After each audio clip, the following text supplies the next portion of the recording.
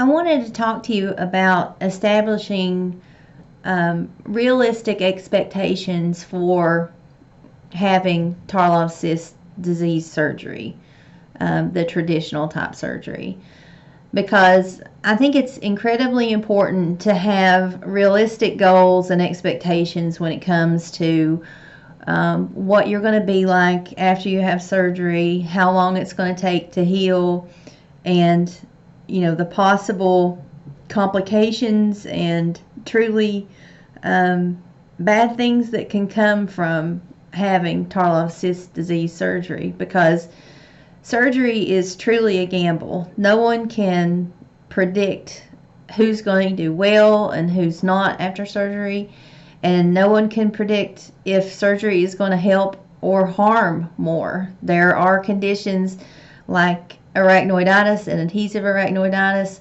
that can develop after having surgery.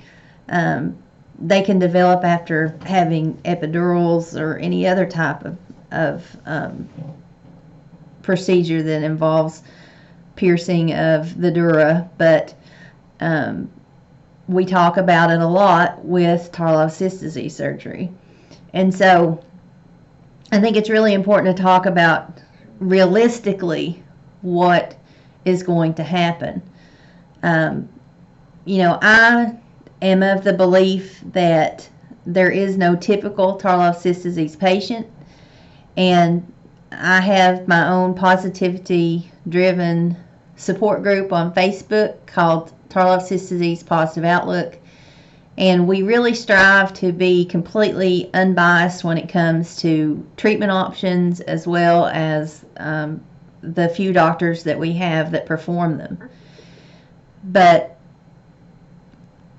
I will never encourage or discourage a sister from surgery, because the decision to have surgery is the most personal and private decision that can ever be made, because only you can live with the consequences should things not turn out well, and only you can decide if your quality of life is to the point of where you want to do surgery or what have you. Those decisions can only be made by you. But there are times where I do worry about patients being educated to the fullest extent that they should be, so that they go into surgery with their eyes wide open. Because there's one particular question that always worries me when I see it in any of the groups, and that question is, how long will it be before I can return to work? See, I was completely naive when I first joined the Tarlov Cyst disease groups on Facebook. I thought everyone was like me. I thought that everyone was, virtually housebound and excruciating pain. Careers were a distant memory for most of them. And so it was kind of shocking to find out that there were people that were having surgery that, basically were having surgery because they couldn't run a marathon anymore. And truthfully, I was in a bad judgmental place about those patients having surgery before I had surgery of my own. Now, when I had surgery, all of that changed. And I realized that, the audacity to judge anyone for their desire to have surgery or not, it's basically, I just say it's none of my business, and it's nobody else's business either. But I do want to make sure that people are as educated as they can be about what can go wrong. But also, we can focus on what can go right, because, I consider my surgery a success. I try to be very verbal about the things that I do still have wrong, because, some people probably wouldn't consider their surgeries a success if they dealt with the things that I still deal with. And that's the reason, again, for this type video. Anyone that asks if they're going to be, how long it's going to be before they can return to work, that's a true indicator that they really are not aware of the true severity of what you're going to put your body through when you have this surgery, because depending on the surgeon you use, depending on if you're going to have AFGI, aspiration, fibrin glue injection, or the traditional fenestration and imbrication technique surgery, you're going to have mixed results, and your nerves are going to have to heal. I ended up having 10 cysts operated on, and that was on 7 nerves. 4 of those nerves, the dura nerve sheath were cut open with a scalpel, and fat from an area of my body was used to plug the hole or neck that allowed the cerebral spinal fluid to enter that area and dilate the nerve root sheath. And then all of that was sewn back together and then wrapped with bovine pericardium to prevent reinflation. Well, the nerves are literally the most sensitive parts of our body, so you can only imagine what your nerves may possibly do once they have been opened with a scalpel and sewn back together. It takes up to 2 years for your nerves to heal, and I truly believe that, because I'm 14 months post-op. I made no progress with my bowels for 9 months after surgery, and now I'm making tremendous progress. And so I truly believe that it does take that long. Some patients are like me. They come out of surgery with immediate pain relief and do incredibly well.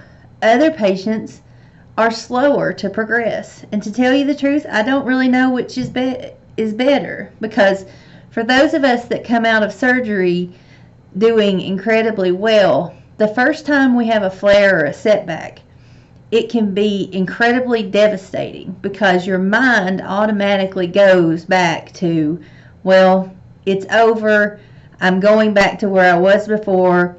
That may not happen with most people, but it happens with a lot of us, and we require a lot of support at that time. But it seems that patients that don't do as immediately well just after surgery do incredibly better in the long run, because they're prepared for the progress to be slow, and it seems to be more beneficial. There's no way to predict who's going to be that way, because truly I was not expected to be a success. My situation was very complicated, and still is, because of my Ehlers-Danlos syndrome. I also have pelvic cysts, which are cysts on the abdominal side of the sacral plate versus the posterior side. I was really not expected to do well, and I did amazing after surgery. My pain relief was like going from having my leg cut off with no anesthesia to a mosquito bite. And I don't know if I can say that because my pain load was so high, and if that has an impact. I've thought of everything from, maybe people like me that have severe nerve compression, because 7 of my sacral nerves were compressed, and I had extreme numbness because of it. And I don't know if maybe that compression almost numbs the nerves to a point to where they don't get as angry and mad at us when we first have surgery. I truly have not been able to find any logical connections there. And so if you are approaching surgery, please come up with realistic expectations. Don't expect to come out of surgery being able to, go back to work in 4 to 6 weeks. Be prepared for it to be a longer time period. and be prepared to really take care of yourself and listen to your body, because some of us thrive on activity, like my body. My body thrives on activity. If I get down and can't do a lot of walking and that kind of stuff, it can be almost impossible for me to get my body back up and moving again. And most times it is a act of sheer will alone to get that to happen. But others need lots and lots of rest. And you will know, your body will give you feedback after surgery if you have, quote unquote, overdone it after surgery. You will feel it the next day. And you'll have to learn how to deal with those flares and where your limits are, because they can change on an almost daily basis. I actually just came out of a Tarlov Cyst flare. It has been months and months since I had one. But it really gave me a lot of respect and made me remember just how blessed I am as far as all that goes, because it's been a very long time since I had incredible pain due to my cyst and my nerves. So, be realistic as far as how long it may take for you to heal, that some things may get worse.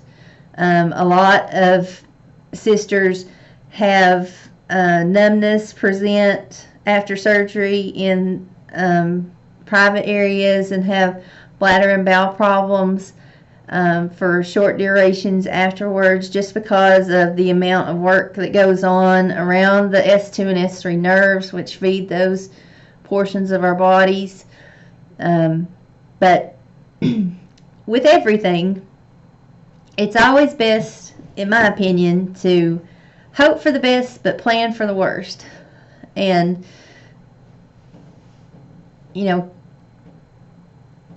just come up with